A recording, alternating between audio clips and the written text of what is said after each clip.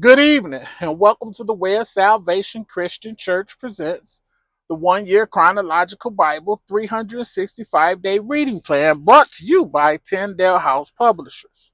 I am Minister Jewett Peterson Sr., and today is November 29th, 2023, and it is around 8:20 p.m. And today we'll be reading day 75 of our plan. And day 75 consists of Deuteronomy chapter 13, Deuteronomy chapter 14, Deuteronomy chapter 15, Deuteronomy chapter 16, verses 1 through 17. And we will be reading from the New Living Translation. And the New Living Translation says in Deuteronomy chapter 13, verse 1, a warning against idolatry. Now listen to this because he's serious. He mean what he say. Suppose there are prophets among you or those who dream dreams about the future, and they promise you signs or miracles, and the predicted signs or miracles occur. If they then say, come, let us worship other gods, gods you have not known before, do not listen to them. The Lord your God is testing you to see if you truly love him with all your heart and soul. Serve only the Lord your God and fear him alone. Obey his commands, listen to his voice, and cling to him. The false prophets or visionaries who try to lead you astray must be put to death, for they encourage rebellion against the Lord your God, who redeemed you from slavery and brought you out of the land of Egypt. Since they try to lead you astray from the way the Lord your God commanded you to live, you must put them to death. In this way, you will purge the evil from among you. Suppose someone secretly entices you, even your brother, your son or daughter, your beloved wife, or your closest friend, and says, let's go worship other gods, gods that neither you nor your ancestors have known. They might suggest that you worship the gods of peoples who live nearby or come from the ends of the earth, but do not give in or listen. Have no pity and do not spare or protect them. You must put them to death. Strike the first blow yourself, and then all the people must join in. Stone the guilty ones to death, because they have tried to draw you away from the Lord your God, who rescued you from the land of Egypt, the place of slavery.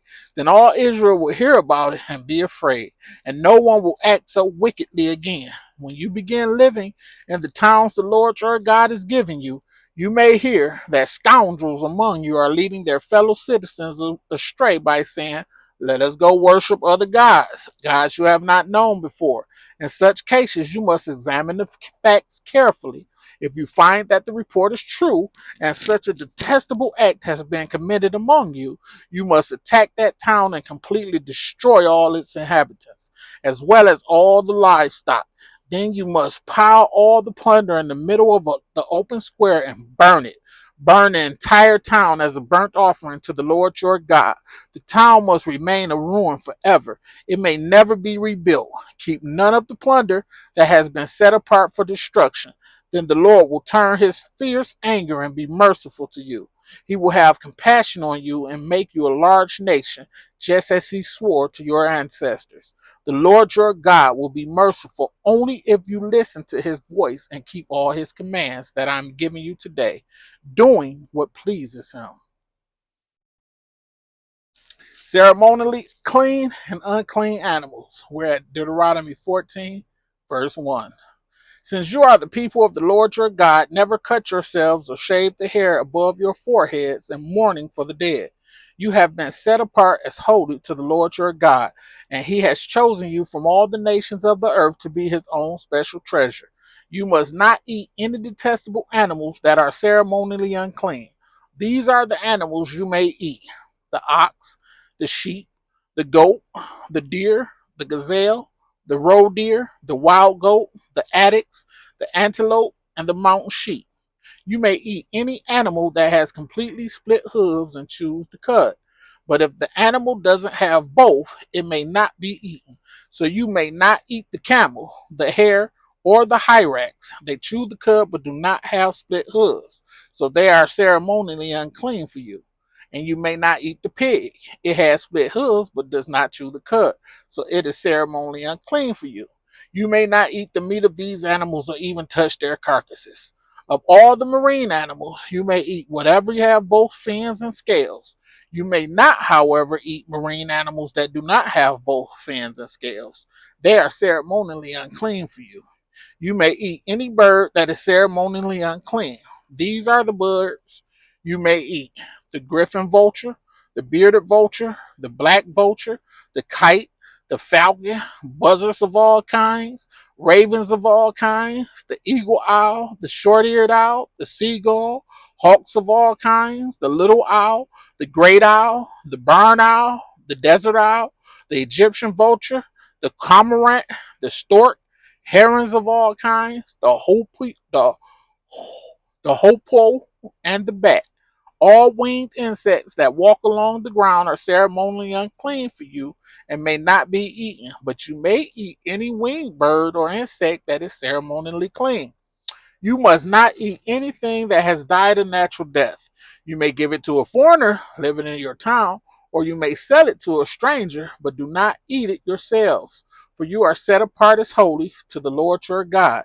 You must not cook a young goat in its mother's milk. The giving of tithes. Verse 22. You must set aside a tithe of your crops, 1/10 of all the crops you harvest each year. Bring this tithe to the designated place of worship, the place the Lord your God chooses for his name to be honored, and eat it there in his presence. This applies to your tithes of grain, new wine, olive oil, and the firstborn males of your flocks and herds. Doing this will teach you always to fear the Lord your God. Now, when the Lord your God blesses you with a good harvest, the place of worship he chooses for his name to be honored might be too far for you to bring the tithe. If so, you may sell the tithe portion of your crops and herds, put the money in a pouch, and go to the place the Lord your God has chosen. When you arrive, you may use the money to buy any kind of food you want: cattle, sheep, goats, wine, or other alcoholic drink. Then feast there in the presence of the Lord your God and celebrate with your household. And do not neglect the Levites in your town, for they will receive no allotment of land among you. At the end of every third year, bring the entire tithe of that year's harvest and store it in the nearest town. Give it to the Levites, who will receive no allotment of land among you, as well as to the foreigners living among you, the orphans and the widows in your town, so they can eat and be satisfied. Then the Lord your God will bless you in all your work. Deuteronomy 15, verse 1. Release of debtors. At the end of every seventh year, you must cancel the debts of everyone who owes you money. This is how it must be done. Everyone must cancel the loans they have made to their fellow Israelites. They must not demand payment from their neighbors or relatives, for the Lord's time of release has arrived. This release from debt, however, applies only to your fellow Israelites, not to the foreigners living among you. There should be no poor among you, for the Lord your God will greatly bless you in the land he is giving you as a special possession. You will receive this blessing if you are careful to obey all the commands of the Lord your God that I am giving you today. The Lord your God will bless you as he has promised. You will lend money to many nations, but will never need to borrow. You will rule many nations, but they will not rule over you. But if there are any poor Israelites in your town when you arrive in the land the Lord your God is giving you, do not be hard-hearted or tight-fisted toward them. Instead, be generous and lend them whatever they need. Do not be mean-spirited and refuse someone a loan, because the year for canceling debts is close at hand. If you refuse to make the loan and the needy person cries out to the Lord, you will be considered guilty of sin. Give generously to the poor, not grudgingly, for the Lord your God will bless you in everything you do. There will always be some in the land who are poor. That is why I am commanding you to share freely with the poor and with other Israelites in need. Release. Okay. The next section is release for Hebrew slaves. Verse 12. If a fellow Hebrew sells himself or herself to be your servant and serves you for 6 years, in the seventh year you must set that servant free. When you release a male servant, do not send him away empty handed. Give him a generous farewell gift from your flock. your threshing floor, and your wine press.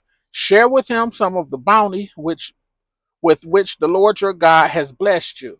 Remember that you were once slaves in the land of Egypt, and the Lord your God redeemed you.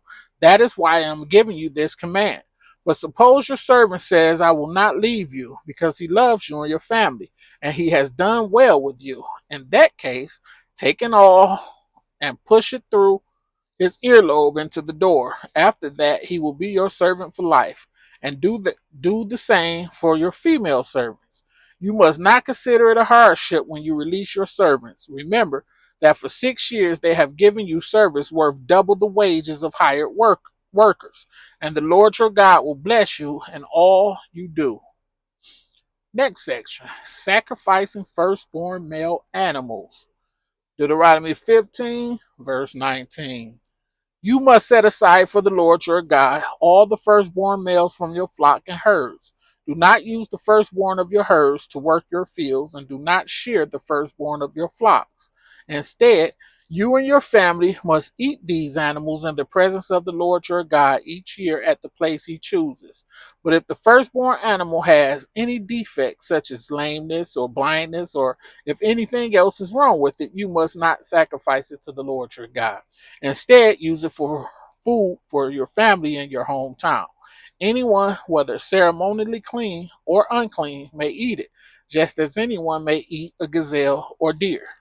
But you must not consume the blood. You must pour it out on the ground like water.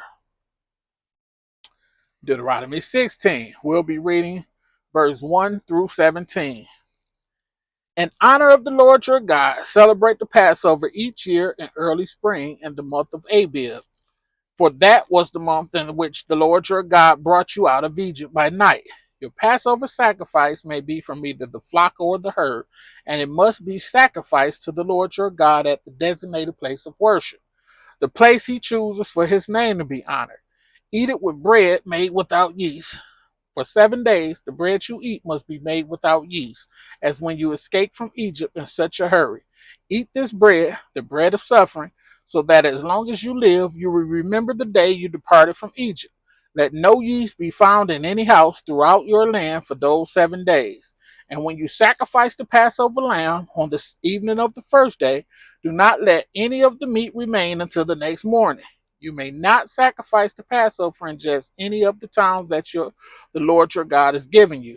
You must offer it only at the designated place of worship, the place the Lord your God chooses for his name to be honored. Sacrifice it there in the evening as the sun goes down on the anniversary of your exodus from Egypt. Roast the lamb and eat it in the place the Lord your God chooses. Then you may go back to your tents the next morning. For the next 6 days you may not eat any bread made with yeast. On the seventh day proclaim another holy day in honor of the Lord your God, and no work may be done on that day. Count off 7 weeks from when you first began to cut the grain at the time of harvest. Then celebrate the festival of harvest to honor the Lord your God. Bring him a voluntary offering in proportion to the blessings you have received from him. This is the time to celebrate before the Lord your God at the designated place of worship he will choose for his name to be honored.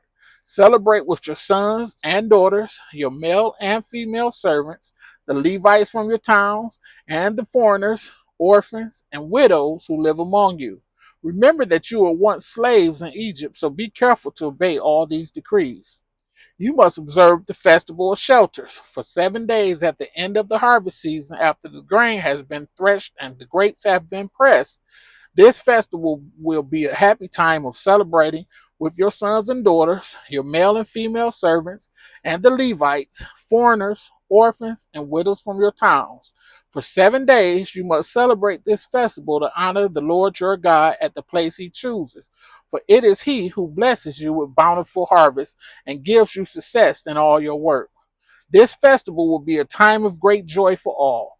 Each year, every man in Israel must celebrate these three festivals: the festival of unleavened bread, the festival of harvest, and the festival of shelters. On each of these occasions, all men must appear before the Lord your God at the place he chooses, but they must not appear before the Lord without a gift for him. All must give as they are able, according to the blessings given to them by the Lord your God. May the Lord have a rich and bountiful blessing to the reading, hearing, and doing of his word. In Jesus' name, thanks for joining me. See you next time.